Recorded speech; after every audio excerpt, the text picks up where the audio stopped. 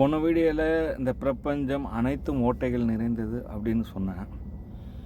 அதாவது மொத்த பிரபஞ்சம்னு எடுத்துக்கிட்டால் இந்த உலகத்தையும் உலகங்கள் எல்லாத்தையும் எடுத்துக்கணும்.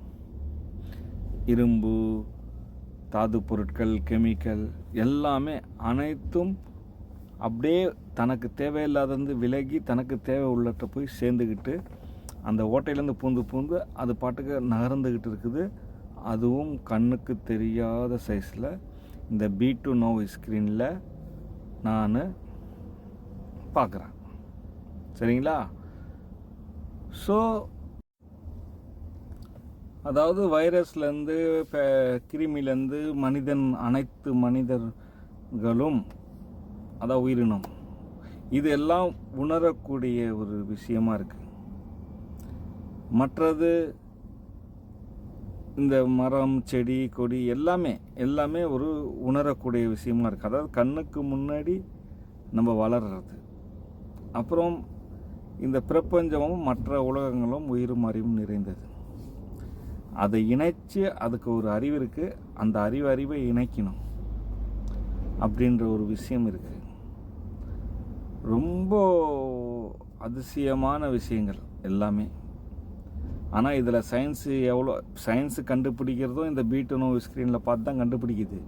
அது எவ்வளோ கண்டுபிடிச்சிருக்கு, எந்த அளவுக்கு உங்களுக்கு சொல்லியிருக்கு, நான் எந்த அளவுக்கு சொல்கிறேன், இல்லை நான் சொன்னதையே அவங்களும் ஏற்கனவே சொல்லியிருந்தா, இது எல்லாமே ஒரு நல்ல விஷயந்தான் என்னை பொறுத்த வரைக்கும். ஏன்னா நான் புதுசாக சொல்லலை. அந்த ஸ்க்ரீனில் தான் எல்லாருமே பார்த்து சொல்கிறாங்க, எல்லாருமே செய்கிறாங்க. அப்படி ஒரு ஸ்க்ரீனில் தான் மறுமை என்ற நரக சொர்க்கமும் இருக்குது.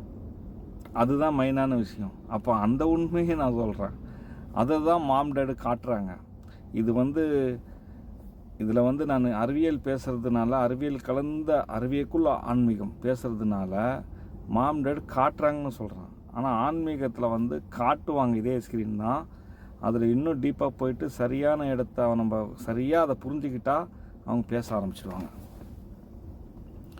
ஸோ இதெல்லாம் நீங்கள் புரிஞ்சிக்கிறதுக்கு தான் இந்த மாதிரி கண்ணுக்கு தெரியாத அறிவியல் ரகசியத்தை சொல்கிறேன். ஏன்னா இங்கே எல்லாமே ஒரு அனுமானம், ஒரு மூட நம்பிக்கை மாதிரி தான் அறிவியல் இருக்குது. ஒருத்தவங்க இது இப்படின்னு சொல்லுவாங்க, ஒருத்தவங்க இல்லைன்னு சொல்லுவாங்க. அது 200-300 வருஷம் பண்ணிட்டு அதையே சரின்னுவாங்க.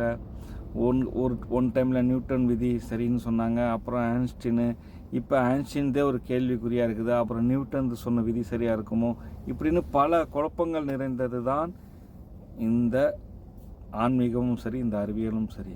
நான் என்ன அந்த ஸ்க்ரீனில் பார்க்கணும், ஒரு படிக்காதவன் அதை பார்த்து அப்படியே பதிவு பண்ணுறான். நீங்கள் தான் இதுக்கு மேலே ஆராயணும். ஏன்னா எனக்கு ஒரு ஸ்க்ரீன் தெரியுதுன்னா நீங்கள் என்னைய அந்த ஸ்க்ரீனாக நினச்சி பாருங்கள். அந்த B2 Now ஸ்க்ரீன் நான் பார்க்குற மாதிரி நீங்கள் என்னை ஸ்க்ரீனாக பாருங்கள். அப்போ தான் உங்களுக்கு புரியும். ஆனால் இதை வெளிப்படுத்துறதுக்கு எனக்கு சரியான திறமை இல்லை. அவ்வளோதான். என்கிட்ட திறமை இல்லை அந்த பேசுகிறதுக்கான திறமை. சில பேர் பொய்யை கூட உண்மை மாதிரி நல்லா பேசுவாங்க. அப்படிலாம் என்கிட்ட எந்த திறமையும் கிடையாது. ஒருவேளை நான் அந்த ஸ்க்ரீனை பார்க்கலன்னா ஒருவேளை பேசவே வந்திருக்க மாட்டேன். இதுதான் உண்மை.